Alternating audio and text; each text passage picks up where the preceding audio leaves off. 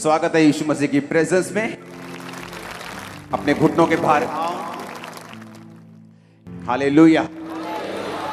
अपने पड़ोसी से बोलो, स्वर्ग जाना अच्छी बात है, पर अकेले जाना बुरी बात है। हालेलुया। कि स्वर्ग तो हम जा रहे हैं जीसस क्राइस्ट को मानकर, बपतिस्मा लेकर, लेकिन क्या अपने फैमिली मेंबर्स के साथ जा रहे हैं कि नहीं? क्या लोगों को साथ लेकर जा रहे हैं कि नहीं? क्या लोगों को साथ बचाकर जा रहे हैं कि नहीं, कि अकेले जा रहे हैं हम? तो आज जो वचन आपको मिलेगा, मैं आपको बता सकता हूं, आप अपनी फैमिली मेंबर को बचा हुआ देखेंगे, अपने लोगों को बचा हुआ देखेंगे। प्रेरितों के काम 1 उसकी 8, परंतु जब पवित्र आत्मा तुम पर आएगा तब तुम सामर्थ पाओगे और यरूशलेम और यहूदिया और सामरिया और पृथ्वी की छोर तक मेरे गवाह होंगे। सबसे पहले परमेश्वर जो रूहें बचाने के लिए बोलता है वो यरूशलेम है। यरूशलेम है आपका घर, आपका ऑफिस, आपके रिश्तेदार, आपके जानने वाले लोग, आपके आसपास के लोग, आपके जॉब वाले लोग, आपके स्टाफ के लोग, आपके बिजनेस के लोग। उसके बाद लिखा यहूदिया में और सामरिया में, यानी अन्य जातियों के, जहां आप उनको जानते नहीं। सामरिया अन्य जाति थी। यीशु मसीह ने कहा था अन्य जातियों के पास अभी मत जाना, समय आएगा मैं तुम्हें अन्य जातियों के पास भेजूंगा। जब बाइबल कहती है पवित्र आत्मा उतरा, जब परमेश्वर का क्रूसिफिकेशन हो गया, जब वो जी उठा सब दुनिया के लिए, तो फिर परमेश्वर ने कहा अब तुम अन्य जातियों के पास भी जाना, क्योंकि पहले यरूशलेम, उसके बाद यहूदा और सामरिया में। एक व्यक्ति जब पवित्र आत्मा की सामर्थ से भरता है तो बाइबल कहती है यरूशलेम में, यानी अपने घर में, अपनी जॉब वाले स्थान के ऊपर, अपने परिवार में, अपने रिश्तेदारों में वो परमेश्वर का गवाह बनता है। उसके बाद जब परमेश्वर उसको सामर्थ देता है, ग्रेस देता है, उसके बाद वो उन लोगों के लिए भी मुक्ति का कारण बनता है जो उसको जानते नहीं, यहूदिया के लोग, सामरिया के लोग। फिर तीसरे तरह का मसा है कि पृथ्वी की छोर तक तो मेरे गवाह होंगे। ये उन लोगों के लिए है जो बुलाए गए हैं एक पास्टर के रूप में, एक अपोस्टल के रूप में, एक दास के रूप में, जो पूरी दुनिया में परमेश्वर के नाम का प्रचार कर रहे हैं। तो आज जब हम वचनों को सुनेंगे, ये बात समझेंगे कि परमेश्वर ने क्यों ये लिखा है कि तुम धरती की छोर तक, पहले यरूशलेम में, फिर यहूदिया और सामरिया में, और उसके बाद धरती की छोर तक तुम मेरे गवाह होगे। अपने हाथों को उठाओ, बोलो जितना वचन आज मैं सुनूं, जितनी गवाहियां मैं सुनूं, मैं 100 गुना फलों को लेके आऊं। उठाओ अपने हाथों को, ऊंची आवाज में बात करो।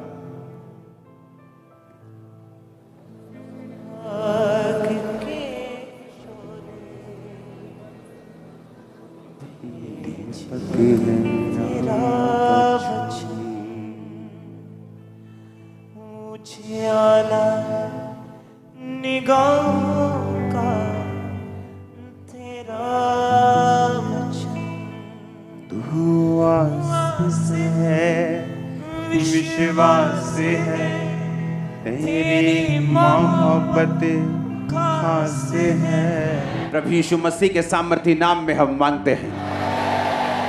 इसलिए मैंने कहा था जब आपको ये मालूम हो जाए कि मुझे चर्च में फिजिकली प्रेजेंट रहना है, क्योंकि ये नॉर्मल संडे थर्सडे नहीं है कि आप लोग अनगैली कर दें। आपको जब मालूम होता है कि ग्रेस चर्च में अवेलेबल है, अगर ग्रेस है तो मुझे भी आलसी नहीं होना। अगर जीसस के बारे में मालूम है कि मेरे घर के बाहर से निकलना है, तो मैं कल तैयार नहीं हो सकता। आज निकलना है तो मुझे आज छूना पड़ेगा, अगर मैं रोगी हूं तो। अगर मुझे रोग से शिफा चाहिए, आज मुझे जाना पड़ेगा, छूना पड़ेगा। और कई हजारों तरह के काम आपको आए होंगे आज, हजारों तरह के लोगों ने दिक्कतें की होंगी। हाँ कहीं ना, शैतान तंग कर रहा होगा पिछले दिनों से, ये ज्यादा तंग कर रहा हो, उसे मालूम है उसका किंगडम हिल चुका है। वो क्यों? उसे मालूम है जब डिलीवरेंस का टाइम आता है, जीसस क्राइस्ट ने अपने चेलों को पहले शब्द दे के भेजा, जाओ और अशुद्ध आत्माओं को निकालो और बीमारों को क्या करो, कि लोगों को पहले डिलीवर करो। ये स्पिरिचुअल चीज है भाई, ये एक आत्मिक चीज है। डिलीवरेंस देना, हीलिंग करना, ये शारीरिक नहीं है। क्योंकि ये 2 हफ्ते, 2 मीटिंग, आज और अगले ये संडे, आज और संडे, सिर्फ सोल्स के बारे में बात होगी। उनको जीता कैसे जाता है, वो जीतनी क्यों जरूरी है, परमेश्वर का वचन परिवार के बारे में, घर के बारे में क्या कहता है, परमेश्वर का वचन आपके बारे में क्या कहता है, उद्धार लेना क्यों जरूरी है, उसकी इंपॉर्टेंस हमारी लाइफ में क्या है। अपने हाथों को उठाओ और हिलाओ, बाइबल को उठाओ, बोलो ये वचन मेरे लिए हो, मुझे शुद्ध करने का कारण हो। ऊंची आवाज में बात करो प्रभु से।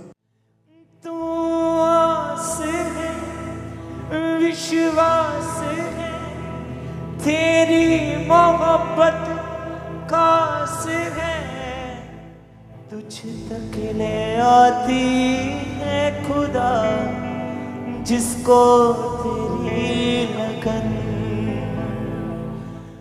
दीपक है मेरी राहों का तेरा वचन,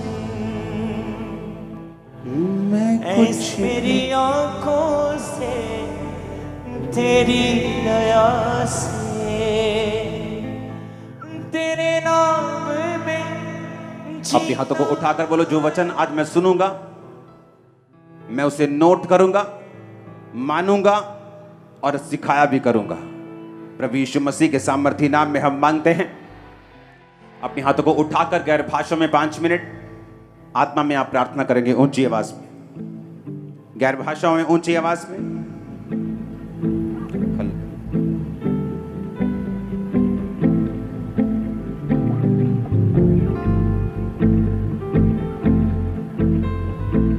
प्रभु यीशु मसीह के सामर्थी नाम में हम मांगते हैं। आज जब आप ये वचन को सुन रहे होंगे, मेरा बिलीव है कि आप बचने की, सेव होने की ग्रेस खुद भी हासिल कर रहे होंगे और आपका परिवार भी हासिल कर रहा होगा। मरकुस 5 उसकी 19, यूहन्ना 1 उसकी 41, प्रेरितों के काम 16 उसकी 30 से 34 आयत।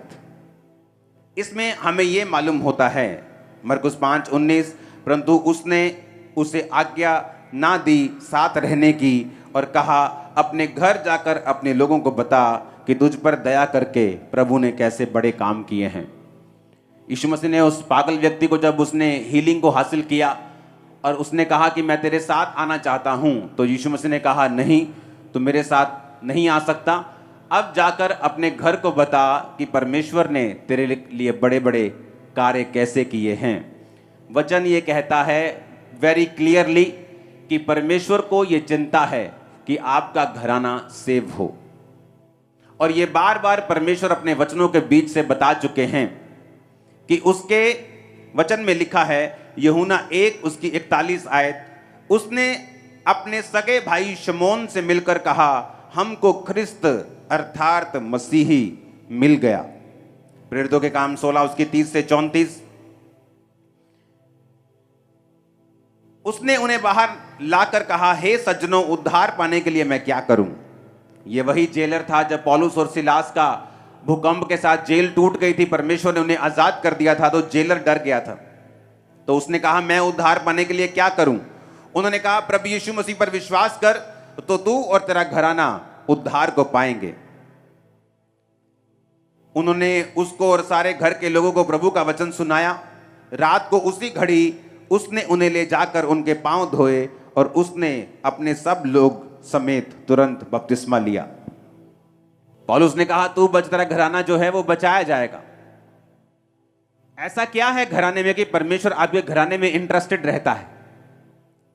वचन में लिखा है कि जब परमेश्वर ने एक चेले को बचाया तो उसने सगे भाई पतरस को जाके बोला कि हमको मसीह जो है वो मिल गया, आ तू भी चल उस मसीह के पास जो हमको मिला है।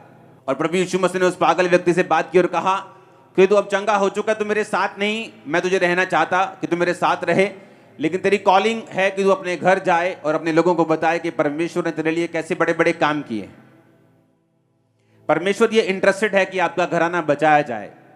ये बिब्लिकल है, ये वर्ड में से है। बाइबल कहती है कि जो कोई परमेश्वर प्रभु यीशु मसीह को ग्रहण करेगा, बपतिस्मा लेगा, यकीन करेगा कि वो आया, मारा गया मेरे गुनाहों की खातिर, वो गाड़ा गया और तीसरे दिन मुर्दों में से जी उठा, तो बाइबल कहती वो उद्धार को पाएगा। कुरनेलियस जो अच्छे अच्छे काम करता था, लेकिन फिर भी परमेश्वर ने कहा जा और पतरस को बुलाकर वचन सुन ताकि तू और तेरा घराना उद्धार पाए। आपके अच्छे काम आपको उद्धार नहीं दे सकते, आपके अच्छे काम आपको बचा नहीं सकते जब तक आपने प्रभु यीशु मसीह को ग्रहण नहीं किया। तू भी चल उस मसीह के पास जो हमको मिला है। और प्रभु यीशु मसीह ने उस पागल व्यक्ति से बात की और कहा कि तू अब चंगा हो चुका, तू मेरे साथ नहीं, मैं तुझे रहना चाहता कि तू मेरे साथ रहे, लेकिन तेरी कॉलिंग है कि तू अपने घर जाए और अपने लोगों को बताए कि परमेश्वर ने तेरे लिए कैसे बड़े बड़े काम किए। परमेश्वर ये इंटरेस्टेड है कि आपका घराना बचाया जाए। ये बिब्लिकल है, ये वर्ड में से है। बाइबल कहती है कि जो कोई परमेश्वर प्रभु यीशु मसीह को ग्रहण करेगा, बपतिस्मा लेगा, यकीन करेगा कि वो आया, मारा गया मेरे गुनाहों की खातिर, वो गाड़ा गया और तीसरे दिन मुर्दों में से जी उठा, तो बाइबल कहती वो उद्धार को पाएगा। कुरनेलियस जो अच्छे अच्छे काम करता था, लेकिन फिर भी परमेश्वर ने कहा जा और पतरस को बुलाकर वचन सुन ताकि तू और तेरा घराना उद्धार पाए। आपके अच्छे काम आपको उद्धार नहीं दे सकते, आपके अच्छे काम आपको बचा नहीं सकते जब तक आपने प्रभु यीशु मसीह को ग्रहण नहीं किया। इसलिए कुरनेलियस को दूत ने कहा जा और पतरस को सुन, बुलाकर वचन को सुन और बपतिस्मा ले, तू और तेरा घराना फिर उद्धार पाएंगे। और जेलर को भी उन्होंने यही कहा कि तू अगर प्रभु यीशु मसीह पर विश्वास करेगा और बपतिस्मा लेगा, तू और तेरा घराना उद्धार पाएंगे। परमेश्वर ने जक्कई को भी यही कहा था कि तू और तेरा घराना उद्धार पाएंगे। क्यों परमेश्वर आपके घराने में इंटरेस्टेड है? क्योंकि बाइबल कहती है परमेश्वर ये चाहता है कि आप बचाए जाएं, लेकिन आपके साथ साथ आपका घराना भी बचाया जाए। सबसे पहले हम ये जानेंगे कि क्यों साल्वेशन जो है वो जरूरी है। परमेश्वर ने कहा मत्ती 28 उसकी 18 से 20 आयत में जीसस ने कहा कि स्वर्ग और पृथ्वी का सारा अधिकार मुझे दिया गया है, तुम जाओ और सब जातियों के लोगों को चेला बनाओ, उन्हें पिता पुत्र पवित्र आत्मा के नाम से बपतिस्मा दो और सब बातें जो मैंने तुम्हें आज्ञा दी है मानना सिखाओ, और देखो जगत के अंत तक मैं तुम्हारे साथ हूं। परमेश्वर ने कहा जाओ और लोगों को बचाओ, चेले को कहा जाओ और लोगों को बचाओ, और साथ में मिरेकल्स पावर उन्हें दी हीलिंग करने की, डिलीवरेंस करने की, कि जाओ और लोगों को बताओ कि स्वर्ग का राज्य निकट आ चुका है। क्यों साल्वेशन पर इतना परमेश्वर ने जोर दिया? लोगों को मन फिराने के लिए क्यों बोला? सोच को बदलने के लिए क्यों बोला? क्योंकि बाइबल कहती है आपके अच्छे कर्म आपको स्वर्ग नहीं लेके जा सकते, क्योंकि स्वर्ग जाने का एक मात्र द्वार है प्रभु यीशु मसीह। जो कोई उस द्वार से नहीं है वो स्वर्ग नहीं जा सकता। यीशु मसीह ने खुद कहा मार्ग जीवन और सच्चाई मैं हूं। अब जब हमें साल्वेशन की मतलब समझ आता है कि परमेश्वर ये चाहता है कि हम सेव हों, हम बचें, हम अपने पापों से मन फिराकर तौबा करके स्वर्ग राज्य के वारिस हों, फिर वो ये भी चाहता है कि हमारा घराना भी बचाया जाए। लेकिन क्यों परमेश्वर ये चाहता है कि हमारी साल्वेशन इतनी इंपॉर्टेंट क्यों है? मैं आपको बताना चाहता हूं। नए लोगों के लिए साल्वेशन का इतना मतलब नहीं रहता। वो चर्च में एंट्री करते हैं हीलिंग के लिए, किसी ने बताया कि वहाँ हीलिंग होती है, डिलीवरेंस होती है, जाओ तुम चंगे हो जाओगे। उनको साल्वेशन से इतना मतलब नहीं होता, क्योंकि उनको पता नहीं होता कि साल्वेशन का मतलब क्या है, उद्धार का मतलब क्या है। मुझे प्रभु यीशु मसीह को ग्रहण करना है, मुझे पवित्र आत्मा पाना है, मुझे बपतिस्मा लेना है। मैंने तो पुराने टाइम में ये लिया हुआ है, मैंने तो फलाने जगह पे ये किया हुआ था, तो मैं बपतिस्मा कैसे ले सकता हूं? लेकिन बाइबल कहती है कि मसीह में सब नई सृष्टि है, पुरानी बातें बीत गई। जब आपका जो मकसद यूनिवर्सिटी जाना है, जब स्कूल टीचर से आपका जितना मर्जी प्यार हो, जब पास आउट हो जाते हैं तो आपको स्कूल छोड़ना पड़ता है। अगर आप पुरानी जिंदगी छोड़ेंगे नहीं, आप उद्धार नहीं पा सकते। अगर आप दो जगह पांव रखेंगे, आप उद्धार नहीं पा सकते। क्यों उद्धार पे परमेश्वर ने इतना जोर दिया? और उसी उद्धार को देने के लिए परमेश्वर ने अपने चेलों को पावर दी कि जाओ और उनके मुर्दों को जिलाओ, जाओ और उनके लंगड़ों को चंगा करो, उनके कोड़ियों को शुद्ध करो, जाओ उनके दुष्ट आत्मा को निकालो। और ये सारी मिरेकलस पावर और साइंस एंड वंडर्स परमेश्वर ने इसलिए दिए ताकि वो ये विश्वास कर सके कि प्रभु यीशु मसीह हमारा उद्धार करता है और उसे ग्रहण कर सके और परमेश्वर के पीछे चल सके। ये सारी मिरेकलस पावर, ये हीलिंग टेस्टिमनीज, ये डिलीवरेंस टेस्टिमनीज, इनका एक ही मकसद है। वो मकसद है आपको उद्धार की ओर लेके जाना, आपको साल्वेशन की ओर लेके जाना, आपको परमेश्वर के साथ जोड़ना। यही मकसद है परमेश्वर का हीलिंग करने का। इसलिए परमेश्वर ने 38 साल के रोगी को बोला कि फिर से कोई पाप मत करना, ऐसा ना हो इससे भारी मुसीबत तुझ पे आ पड़े। अब 38 साल का रोगी जानता था। आपसे अगर मैं आपसे ये बोलूं कि गंदे काम मत करना दोबारा, तो आपको मालूम है कौन से गंदे काम आप करते हो। आपसे मैं बोलूं अच्छा फिर से बुरे काम मत करना, तो आपको मालूम होता है वो बुरे काम कौन से हैं। आप बोलते ठीक है जी मैं नहीं करूंगा। तो उस व्यक्ति को मालूम था कि वो पाप करता है, उद्धार से दूर है, इसलिए प्रभु यीशु मसीह ने जब कहा फिर से पाप मत करना, ऐसा ना हो इससे भारी मुसीबत उस पर आ पड़े, तो वो जानता था कि वो पाप वो गुनाह कौन से हैं, क्योंकि यीशु मसीह ने उसको हील किया था ताकि वो पाप से अब दूर रहे, सेव रहे, साल्वेशन में और उद्धार में बना रहे। मेरी चर्च में एंट्री कैसे हुई? हीलिंग के लिए। मुझे मालूम हुआ कि चर्च में हीलिंग होती है, मेंटली अपसेट के अटैक होते थे, डिप्रेशन था, बहुत सारी बीमारियां थी, टूट चुका था, नशों में मरने वाला था, सुसाइड का सब तैयारी कर चुका था। लेकिन चर्च में गया सिर्फ हीलिंग के लिए कि चर्च में हीलिंग होती, वहां भी मैं छूट जाऊंगा। उद्धार के लिए नहीं गया। कितनी देर जाता रहा? हीलिंग के लिए। बपतिस्मा भी मैंने हीलिंग के लिए लिया था कि जल्दी ठीक हो जाऊंगा। लेकिन जब ये बात समझ आती है कि ये सारा कुछ परमेश्वर इसलिए कर रहा है कि आप उद्धार पाएं। बाइबल कहती है जब आदम ने पाप किया उद्धार से दूर हुआ। बाय नेचर वो गुनाह आज हर बंदे में है। एक नए जन्मे बच्चे के अंदर भी वो ब्लड से पापी है, बाइबल कहती है, और उसको उद्धार की जरूरत है। और बाइबल कहती है जब हम जीसस क्राइस्ट पे बिलीव करते हैं कि वो हमारे गुनाहों की खातिर उसने अपने लहू को बहाया और वो तीसरे दिन मुर्दों में से जी उठा, कब्र में से निकल गया, विश्वास करते हैं, तो बाइबल कहती है अगर तू विश्वास करेगा तो तू उद्धार को पाएगा। लेकिन क्यों परमेश्वर इतना इंटरेस्टेड है मुझे उद्धार देने के लिए और मेरे परिवार को उद्धार देने के लिए? मैं उद्धार, वो मुझे हीलिंग दे दे, डिलीवरेंस दे दे, लेकिन वो मुझे उद्धार में ही रखना क्यों चाहता है? क्योंकि जिन लोगों को यह बात समझ आई है वो लोग कभी भी उन्होंने नॉर्मल फिर लाइफ नहीं जी है, उन्होंने विक्टोरियस लाइफ जी है। जो आपके ड्रीम लाइफ है, आप बोलते हो फलाना हीरो ड्रीम लाइफ जी रहा है, अगर आप उनके घरों में जाकर देखेंगे तो बदतर हालत है। वो ड्रीम लाइफ नहीं है, वो सिर्फ रियल लाइफ है, रियल लाइफ नहीं है। अगर आप रियल लाइफ में देखना चाहते हो, ड्रीम लाइफ को पूरा होते हुए आपकी लाइफ में बिना डिप्रेस्ड, बिना अटैक, बिना झंझट के आपको जिंदगी अगर आप जीना चाहते हो, विक्टोरियस लाइफ जीना चाहते हो, बिना डर के, बिना घबराहट के जीना चाहते हो, मैं आपको बता रहा हूं, फिर आप ये नहीं कहेंगे कि मैं कौन सा बिजनेस करूं, क्योंकि जिस जगह आप हाथ लगाएंगे वो सोना हो जाए। मैं आपको सच कह रहा हूं। अब हमारी प्रॉब्लम ये नहीं है कि हम मतलब कोई नया काम नहीं कर सकते। अब दिक्कत यह है कि काम जो मर्जी करें वो सफल होगा, लेकिन टाइम नहीं, इंटरेस्ट नहीं। वो कोई भी फील्ड हो, मुझे मालूम है अगर मैं उस फील्ड में जाऊंगा मैं कामयाब होऊंगा। रीजन पवित्र आत्मा, रीजन परमेश्वर और उसका उद्धार जिसके बारे में मैं समझ चुका हूं। अब आपको समझना है कि उद्धार क्यों जरूरी है। पाप से दूर रहना, बपतिस्मा लेना, परमेश्वर में बने रहना, भवन से लगे रहना, भवन में रोपे रहकर उसमें बढ़ते रहना क्यों जरूरी है? उद्धार में बने रहना क्यों जरूरी है? क्यों वचन में लिखा अपने अपने उद्धार के बारे में काम करते रहो, यह क्यों जरूरी है? भजन संहिता 51 उसकी 7 से 13 में लिखा, दाऊद कहता है जब वो पाप में गिर गया, जूफा से मुझे शुद्ध कर तो मैं पवित्र हो जाऊंगा, मुझे धो तो मैं बर्फ से भी अधिक सफेद बनूंगा। मुझे हर्ष और आनंद की बातें सुना, जिससे जो हड्डियां तूने तोड़ डाली हैं वो मगन हो जाएं। अपना मुख मेरे पापों की ओर से फेर ले, मेरे सारे अधर्म के कामों को मिटा डाल। हे परमेश्वर, मेरे अंदर शुद्ध मन उत्पन्न कर, मेरे भीतर स्थिर आत्मा नए सिरे से उत्पन्न कर। मुझे अपने सामने से निकाल ना दे और अपने पवित्र आत्मा को मुझसे अलग ना कर।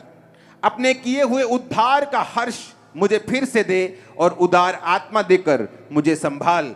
तब मैं अपराधियों को तेरा मार्ग सिखाऊंगा और पापी तेरी ओर फिरेंगे। दाऊद ये बात अच्छी तरह से जानता था। आप जानते हैं आज क्यों कुछ फैमिलीज आपके घराने में ऐसी हैं, कुछ लोग ऐसे हैं जो बचाए नहीं गए? रीजन क्या है? आप जानते हैं जो लोग अपने विश्वासी घराने के सामने, अविश्वासी घराने के सामने, अनसेफ जो बचे नहीं, वो एक यंग लड़का हो सकता है शराब पीने वाला, व्यभिचार में गिरा हुआ, संसार में खोया हुआ, गानों में खोया हुआ, गलत कामों में खोया हुआ, मौज मस्ती में खोया हुआ। आप जानते हैं क्यों ये बच्चे बचाए नहीं जाते? क्यों फैमिलियों में साल्वेशन नहीं आती? उसका रीजन ये है कि एक विश्वासी ना तो खुद उद्धार, अपने किए हुए उद्धार का हर्ष मुझे फिर से दे और उदार आत्मा देकर मुझे संभाल। तब मैं अपराधियों को तेरा मार्ग सिखाऊंगा और पापी तेरी ओर फिरेंगे। दाऊद ये बात अच्छी तरह से जानता था। आप जानते हैं आज क्यों कुछ फैमिलीज आपके घराने में ऐसी हैं, कुछ लोग ऐसे हैं जो बचाए नहीं गए? रीजन क्या है? आप जानते हैं जो लोग अपने विश्वासी घराने के सामने, अविश्वासी घराने के सामने अनसेफ जो बचे नहीं, वो एक यंग लड़का हो सकता है, शराब पीने वाला, व्यभिचार में गिरा हुआ, संसार में खोया हुआ, गानों में खोया हुआ, गलत कामों में खोया हुआ, मौज मस्ती में खोया हुआ। आप जानते हैं क्यों ये बच्चे बचाए नहीं जाते? क्यों फैमिलियों में साल्वेशन नहीं आती? उसका रीजन ये है कि एक विश्वासी ना तो खुद उद्धार की कीमत को समझता है, ना तो उसमें बना रहता है, और तीसरा ना ही उनकी जिंदगी अपने घर वालों के सामने ऐसी है कि वो उस जिंदगी से प्रभावित हो सके। अगर आप अपनी फैमिली को बचाना चाहते हैं, पहली बात आपको उनके सामने एक धर्मी जीवन जीना पड़ता है। आपको खुद उद्धार में जीना पड़ता है। अगर आप चाहते हैं आपका बेटा, आपकी बेटी, बाप, मां, भाई, बहन, रिश्तेदार बचाए जाएं, तो आपको लिव राइट, आपको उनके सामने जिंदगी सही तरह से परमेश्वर में बने रह के, पवित्रताई में, पवित्र सामर्थ में, अनॉइंटिंग में, प्रेयर में, फास्टिंग में जुड़े रह के खुदावंद के साथ आपको जीनी पड़ती है अगर आप चाहते हो वो बचाए जाए। लेकिन इस पॉइंट से पहले मैं आता हूं उद्धार क्यों इंपॉर्टेंट है, और जिनको उद्धार का समझ आया वो लोगों ने क्या किया इस दुनिया में। यह बात समझ आ गई कि परमेश्वर ने कहा कि अन्य जातियां इसी वस्तु की खोज में रहती हैं। अच्छा घर लेना है, बेटे को कनाडा भेजना है, लड़की की अच्छी शादी करनी है, अच्छे कपड़े डालने हैं, बड़ा घर लेना है, गाड़ी। परमेश्वर ने कहा अन्य जातियां इन्हीं वस्तुओं की खोज में रहती हैं, पर तुम्हारा स्वर्ग पिता जानता है तुम्हें इन वस्तुओं की जरूरत है। अन्य जाति उन्हीं चीजों की खोज में रहती हैं, दुखों के साथ चलती हैं, दुख मिले हुए उनकी सेवका, उनकी बरकत में भी 100 में से 2 कामयाब, 4 कामयाब होते हैं, उसके साथ भी दुख मिले होते हैं। परमेश्वर ने कहा तेरा पिता जानता है तुझे इन वस्तुओं की जरूरत है। तो कहता है पहले उसके धर्म और राज्य की खोज कर, तो ये सारी वस्तुएं तुझे पीछे पड़ के मिल जाएंगी। अब सुनो, दाऊद कौन था? दाऊद एक भेड़ों और बकरियों को चराने वाला, एक घर का सबसे रिजेक्टेड पर्सन था। जब शमूएल मसा करने के लिए उसके भाइयों को आया, एक जन को आया जैसे परमेश्वर ने कहा था राजा होने के लिए मसा करना, तो वचन समझाता है कि दाऊद इतना रिजेक्टेड था, इतना भूला हुआ जन था। जैसे कि फैमिली में होता है ना, चाचा भूला हुआ होता है, चाचे को कोई याद ही नहीं करता। वो सारी फैमिली बताए चाचा है ही नहीं है। वो चाचा इतना लल्लू किस्म का है, इतना इफेक्टलेस है, इतना कमजोर किस्म का, उसको याद ही नहीं करता चाचा को। या चाचा ऐसा है कि कोई रिजेक्शन का आत्मा उसकी लाइफ में काम करता है। दाऊद इतना रिजेक्टेड था कि उसकी फैमिली इतना बड़ा फंक्शन हो जाए, क्योंकि अगर पुराने नियम में, आज तो आप विजिट करते हो, पुराने नियम में ऐसा कोई रिवाज नहीं था। तो अगर नबी किसी के घर गया है, असली वाला नबी, वो आजकल वाला नहीं, असली वाला, तो लोग टांगे कांपती थी। उन्हें मालूम था या तो जीवन लेके आया या मौत लेके आया, या तो सजा का हुक्म लेके आया या एक बड़ी बरकत। तो लोग उनसे डरते थे हमेशा, और लोग पूछते थे क्या तू मित्र भाव से आया या कैसे आया। तो लोग घबरा जाते थे उनको देख के कि क्यों आया, कि परमेश्वर का नबी है, कोई मैसेज लेके आया तो पता नहीं क्या होने वाला है हमारे साथ। तो जब उनके घर में इतना बड़ा फंक्शन हुआ कि शमूएल नबी, उस जमाने का ऐसा नबी कि जिसकी बात धरती पे नहीं गिरती थी, वो आया, तो लोग दाऊद को भूल गए। इसका मतलब इतना भूला हुआ जन था। लेकिन वचन कहता है दाऊद भेड़ बकरियों को चराने के समय भी अपने उद्धार में बना रहा, और जब वो भेड़ बकरियों को चराता था तब भी वो पाप में नहीं गिरा और अपने उद्धार में वो बना रहा। होता क्या है जब आप उद्धार में बने रहते हैं? इसलिए परमेश्वर ने कहा जो सर्वशक्तिमान परम प्रधान के छाए हुए स्थान में बैठा रहे, वो सर्वशक्तिमान की छाया में ठिकाना पाएगा। छाए हुए स्थान में बैठे रहने का मतलब है अपनी साल्वेशन में बने रहना, अपने उद्धार में बने रहना। यशब का मतलब है बैठे रहने का मतलब है कि जो कुर्सी परमेश्वर ने तुम्हें दी है एक विश्वासी की, कि तुम एक विश्वासी हो चुके हो, अब तुम्हारी घर में कोई ऐसा फंक्शन है जहां पर परमेश्वर की आराधना नहीं की जाएगी, बल्कि परमेश्वर को दूर रखा जाएगा। अगर तुम विश्वासी हो तो अपनी कुर्सी छोड़कर तुम उस फंक्शन को अटेंड करने के लिए नहीं जाओगे, तुम ऐसी जगहों पे नहीं जाओगे जो वहां परमेश्वर की आराधना नहीं होती, तुम वहां पर नहीं जाओगे चाहे घूमने के लिए भी हो। क्यों? क्योंकि तुम परम प्रधान के छाए हुए स्थान में भी बैठे रहना चाहते हो, उद्धार में ही बने रहना चाहते हो। जिसको समझ आई कि उद्धार जरूरी क्यों है, वो इन बातों को पूरा करता है। अब होता क्या है, जब दाऊद अपने उद्धार में बना रहा तो क्या हुआ? उद्धार में बने रहने के कारण, क्योंकि जब उद्धार में आप चलते हैं, हो सकता है आपकी लाइफ में कोई बदलाव ना आए, पहले 2 साल 4 साल 5 साल आप वही जॉब करते रहें, आप वही काम करते रहें, वही पैसे में चलते रहें, वही नॉर्मल लाइफ बिताते रहें। लेकिन बाइबल ये कहती है जो अपने घर चट्टान पर बनाते हैं, चट्टान पर घर बनने में समय तो लग सकता है, लेकिन जब घर बनके तैयार हो जाएगा लोग वाह वाह बोलने जरूर आएंगे। अब जब दाऊद का आत्मिक घर बन रहा था और वो उद्धार में बना हुआ है, तो बाइबल कहती है समय आता जब परमेश्वर आपको पे चेक देता है, आपको तनख्वाह देता है। कुछ कंपनियां आपको 1 साल बाद तनख्वाह देती हैं, एनुअल इनकम देती है। तो दाऊद की कई बार परमेश्वर जो इनकम देता है ना उद्धार में बने रहने की, वो कई बार लेट आती है, इकट्ठी आती है। पर जब इकट्ठी आती है तो मजा भी बड़ा आता है कि लाखों रुपए आ गया एकदम से, कहाँ हजार आना था। तो दाऊद को इकट्ठी मिलती है पे चेक। क्या? शमूएल आके उसको मसा कर जाता है। अब वो फिर उद्धार में बना हुआ है, अभी सिर्फ मसा किया उसको, हुआ कुछ नहीं। जब मसा किया फिर उद्धार में बना रहा, परमेश्वर के साथ जुड़ा रहा। एक दिन क्या होता है, उल्टा शाऊल उसके मगर लग जाता है, मारने की कोशिश करता है, भागना पड़ता है, लेकिन उद्धार से बाहर नहीं आया। तो क्या हुआ? राजा बन गया, सिर्फ यहूदा के गोत्र का। फिर बना रहा इजराइल के पूरे 12 गोत्रों का। उद्धार में बना रहा, 66 लड़ाइयां लड़ी, 66 जीती। इकोनॉमी डाउन होने के बजाय अब चली गई। आज एक यूक्रेन की लड़ाई हो रही है रशिया के साथ। कहीं कनक महंगी हो चुकी है, कहीं खाना महंगा हो चुका है, कहीं तेल महंगा हो चुका है, कहीं पेट्रोलियम महंगा हो चुका है, फ्लाइट्स महंगी हो चुकी, सब कुछ गड़बड़, पूरी दुनिया में इफेक्ट हुआ उसका। दाऊद जिस देश में रहता था 66 लड़ाइयां लड़के भी वो पूरा स्ट्रांग था। क्यों? दाऊद को उद्धार का मतलब मालूम था।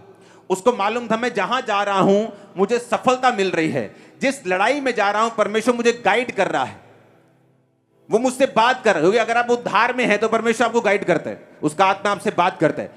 अगर आप परमेश्वर के ज्यादा करीब हैं वो आपसे बोल के बात करता है।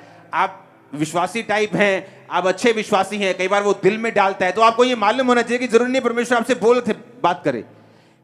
ओके, जो खास सेवकाई के लिए बुलाए गए कई बार उनसे परमेश्वर बोल के बात करता है, वो दिल में डालता है। तो दाऊद उद्धार में बना रहा, धीरे धीरे राजा बना, 12 गोत्रों का राजा बना, 66 लड़ाइयां लड़ी, जीती। और बाइबल कहती है अपने सारे एनिमीज के ऊपर उसने कब्जा कर लिया, कोई भी दाऊद के ऊपर कब्जा नहीं कर पाया। दाऊद एक लौता राजा था पूरे इजरायली हिस्ट्री का जिसको कोई हटा नहीं सका। बूढ़ा होके पूरा इतना बूढ़ा हो गया कि कपड़े भी उसको गर्म नहीं रख पाते थे। और बाइबल कहती पूरी उम्र का होके वो मरा और परमेश्वर के पास गया। रीजन क्या है? जब दाऊद ने पाप किया तो उसने कहा अपने किए हुए उद्धार का हर्ष मुझे फिर से दे। पता है क्यों? जब आप सेव होते हैं, जब आप उद्धार में होते हैं, एक हर्ष आपके अंदर होता है, एक आनंद आपके अंदर होता है। बीमारी के साथ साथ भी वो चलता है, कई बार परीक्षा के साथ साथ भी कई बार वो चलता है। लेकिन दाऊद को मालूम था कि उद्धार अगर मेरे पास होगा तो मैं जहां जाऊंगा मैं सफल होऊंगा, और अगर मेरे पास उद्धार नहीं होगा तो पता नहीं कौन सा एनिमी मुझे किस टाइम हरा के जाएगा। और उसने कहा मुझे उद्धार का हर्ष फिर से दे, तब मैं अपराधियों को तेरा मार्ग सिखाऊंगा। आज कौन से लोग हैं जिनके अंदर रूहें नहीं बचती, जो खुद अपने उद्धार में बंधे नहीं रहते, जो आज पाप में हैं, कल तौबा कर ली, परसों फिर अपनी ऑफिस की लड़की के साथ फंस गए, फिर तौबा कर ली, फिर उसके साथ फंस गए, फिर तौबा कर ली, फिर ठीक हो गए, फिर ठीक हो गए, फिर खत्म हो गए, जो खुद नहीं बचे। तो दाऊद ने कहा तू मुझे बचा खुदावंद, फिर से वही उद्धार का हर्ष मुझे फिर से दे, मुझे सेव कर। इतना बड़ा आदमी। और बाइबल कहती है दाऊद बीमार हो चुका था उस पाप के बाद। उसने कहा परमेश्वर ताकि जो हड्डियां तूने तोड़ दी वो मगन हो जाएं, क्योंकि वो हड्डियां के टूटने का रीजन यही था कि दाऊद पाप में था।